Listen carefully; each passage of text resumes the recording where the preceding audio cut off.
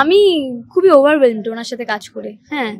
এবং ওনাকে আমরা অভিনয় করতে তো দেখিয়েছি, যেটা তুমি বললে, আমি নিজেও কাজ করেছি। ওনার আগের ছবি আমি প্রিমিয়ারে দেখতে গেছিলাম, এবার এই ছবিতে ওনারই ডিরেকশনে কাজ। এবং আমাকে উনি যখন বলেছিলেন 5 নম্বরের মানে কথা, তখন তো নাম জানতাম না। সেই সময় আমি সন্ধ্যা তারা করছিলাম, সন্ধ্যা তারা শেষ হয়েছে আর উনি আমাকে বলেছেন। এবং যাই হোক, আমি খুব কৃতজ্ঞ যে আমার জন্য উনি অপেক্ষা করেছেন এবং উনি আমাকেই নেবেন বলেন ঠিক করেছিলেন। তো সেক্ষেত্রে কী হয় জানো তো, অনেকটা দায়িত্বও বেড়ে যায়। তো আমি জানি না আগামী দিনে কি হবে না হবে, তবে ওনার চোখে আমি দায়িত্বটা পালন করতে পেরে শান্তিতে আছি। মানে ঠিক আছে, উনি যেটা চেয়েছেন সেটা আমি করে দিয়েছি। ভালো মানসীদির সাথে অভিনয় হয়েছে আগে, কিন্তু ওনার পরিচালনায় কাজ হয়নি, তো সেটা একটা প্রথমবার। তাছাড়া অন্বেষা, পায়েল, সায়ন, আমরা রয়েছি। অবশ্যই আমাদের সিনিয়ররা রয়েছে, ফরাজ কাকুর, অপাদি, চন্দন কাকুর রয়েছে, আরো অনেকেই রয়েছে। তো সবার সঙ্গে কাজ করাটা একটা শেখার জার্নি ছিল, আর একটা অন্যরকম গল্প ছিল। প্রত্যেক পরিচালকের অ্যাপ্রোচ অন্যরকম হয়, এক্সিকিউশনের স্টাইল অন্যরকম হয়, তো সেটাও একটা নতুন পাওয়া। হ্যাঁ, আমি আর সায়ন 2 ভাই, আমি বড় ছেলে। তো এই 2 বোনের সঙ্গে 2 ভাইয়ের বিয়ে হয় এবং এই বাড়িটাকে ধরে রাখা, পরিবারকে একসঙ্গে রাখা, এইটা নিয়েই আর কি গল্প।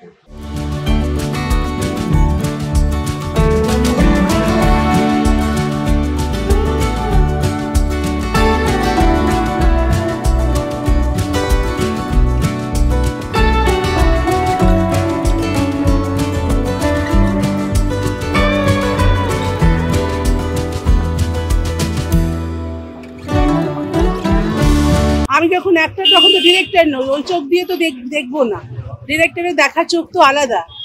আর তাছাড়া অভিনেত্রী মানুষের সিনেমা খুব পছন্দের না, ভীষণ ভীষণ ফাঁকিবাজ, ভীষণ তাড়িয়ে পায়ে ব্যথা, আজ বসবো, একটুখানি ছুটছুটি দিয়ে খিদে পেয়েছে খেতে দিয়ে, এইসব ঝামেলা আছে।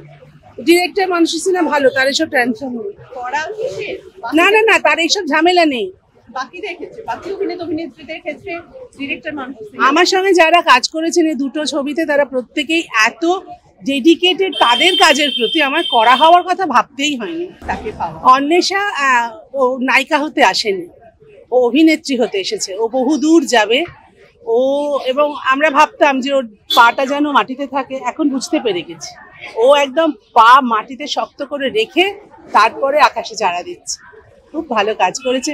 এক কথায় অর্জুন হ্যাঁ বলেছে, পায়েল হ্যাঁ বলেছে, সিনিয়ররা হ্যাঁ বলেছেন, চন্দন, ফরাজ, অপা কেউ হ্যাঁ বলতে 2বার ভাবেনি, সময় নেয়নি। তো এই তো বিশাল পাওনা না। সকলের জন্য শুভকামনা রয়েছে, সকলের জন্য একটা ভালোবাসা হোক একসাথে সবাই। আসলে এই ছবিটা আমি মানসীকে আমি অবাক হয়ে গেছি। ওকে আমি চিনি যখন ক্লাস 6-এ পড়ে, তখন থেকে আমি ওকে চিনি, বা আমার ভীষণই পরিচিত।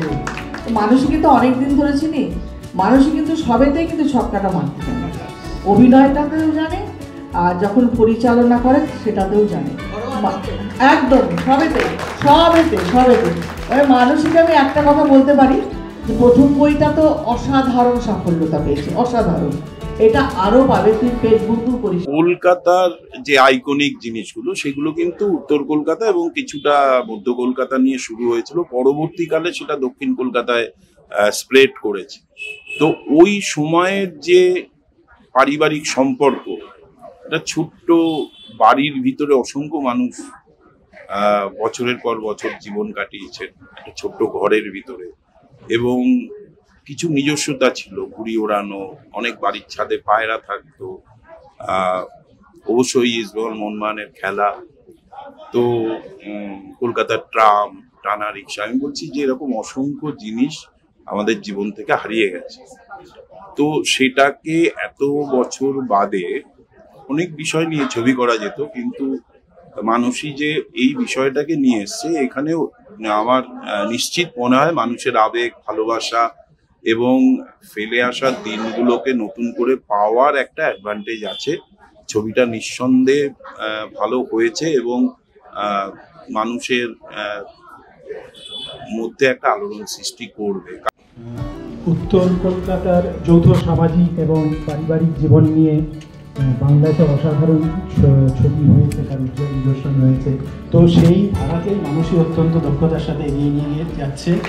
আর আমরা পুরো সিনেমাটাতে প্রত্যেকে আর্টিস্ট, টেকনিশিয়ান, এমনকি শুভঙ্কর যে সারাক্ষণ প্রডিউসার সকাল থেকে রাত্রি অবধি আমাদের সাথে থাকতো, আমাদের উৎসাহ দিত, আমাদের আদর করতো এবং আমাদের বকতো।